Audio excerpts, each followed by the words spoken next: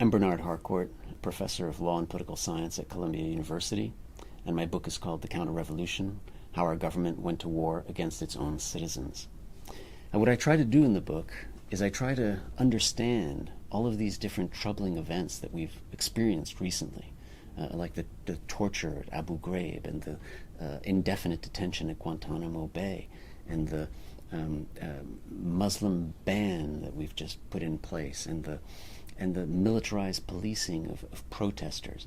And a lot of people think that those are just separate events and they're not connected. But what I try to show in the book is that they form part of one coherent mode of governing.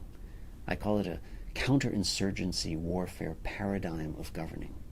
And that what's happened is that the United States developed this for colonial populations abroad, but that we've brought it back home and we're starting to govern our own people, our own citizens, through this counterinsurgency model.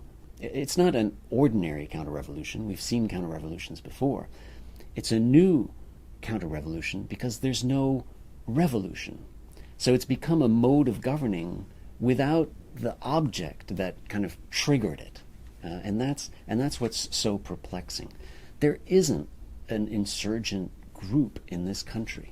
There were insurgencies in Algeria, there were insurgencies in Vietnam, but now it's been brought home kind of to roost in this country in a context where there aren't insurgents. And so what we have to do is we have to create those insurgents, right? And so we have to create a belief that there are in fact insurgents in this country. And it's done by kind of portraying particular populations as especially dangerous. We've seen it recently with the new FBI designation of the black extreme radicals. When Black Lives Matter protesters are confronted, right, peaceful protesters are confronted by paramilitarized or hyper-militarized police with tanks and scopes and all of the excess equipment from Iraq, we are turning those populations into the enemy. It's important to understand that we didn't start domesticating counterinsurgency with Trump. We began doing it in earnest after 9/11.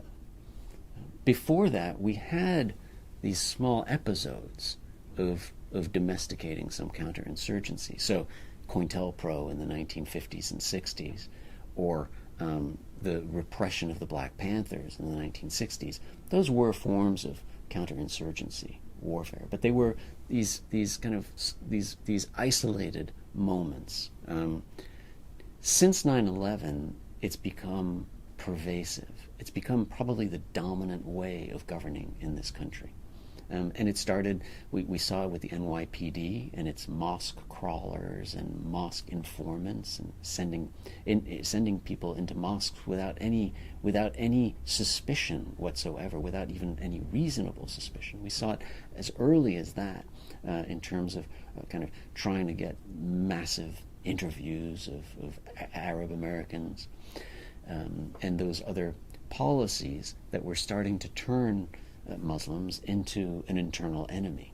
And gradually it picked up some momentum. And I would say that what was so significant about Trump's election is that the American people validated or opted for this model